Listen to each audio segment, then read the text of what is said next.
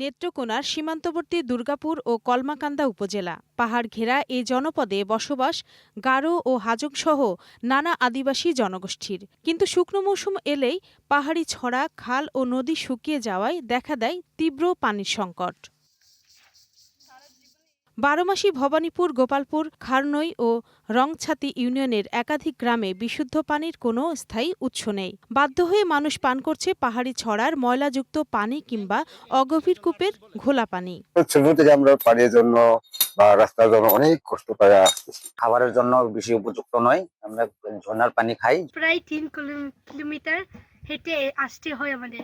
এই ভবনের দুর্ভিক্ষের সময় আমরা কষ্ট আর কত ভোগ করবো। নারী ও শিশুদের 1 থেকে 2 কিলোমিটার দুর্গম পাহাড়ি পথ হেঁটে পানি সংগ্রহ করতে হয়।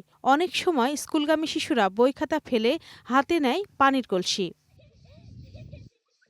বর্ষা মৌসুমে পাহাড়ি ঢলের সঙ্গে পানিতে মিশে যায় মাটি ও জীবাণু। এতে বাড়ছে ডায়রিয়া, জ্বরসহ পানিবাহিত নানা রোগ। স্থানীয়দের অভিযোগ, বারবার জানানো হলেও আজও নেই স্থায়ী সমাধান। পাহাড়ের আবর্জনা ময়লা সব ভাঙ্গা ভালো থাকে মানে কোনো সময় দেওয়া যায় গোলা পানি খাওয়া হয়। আমরা দীর্ঘদিন পানির জন্য সমস্যায় ভুগতেছি। আমাদের বাচ্চাদের শরীরে চুলকানি হচ্ছে পানির জন্য। বিশুদ্ধ পানির অভাবে অনেক সময় পাতলা পায়খানার সমস্যার সৃষ্টি হয়। জনস্বাস্থ্য প্রকৌশল অধিদপ্তরের নির্বাহী প্রকৌশলী জানান, সমস্যা সমাধানে কাজ চলছে, শিগগিরই কার্যকর সমাধান হবে। সমস্যার সমাধানটা করার জন্য আমার ডিপার্টমেন্ট, আমার মন্ত্রণালয় চেষ্টা করে যাচ্ছে। তবে খুব শীঘ্রই এটার একটা সঠিক সমাধান হবে বলে আমার দৃঢ় বিশ্বাস।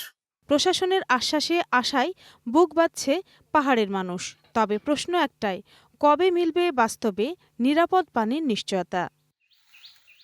রত্না জামান, গ্রিন নিউজ ডেস্ক।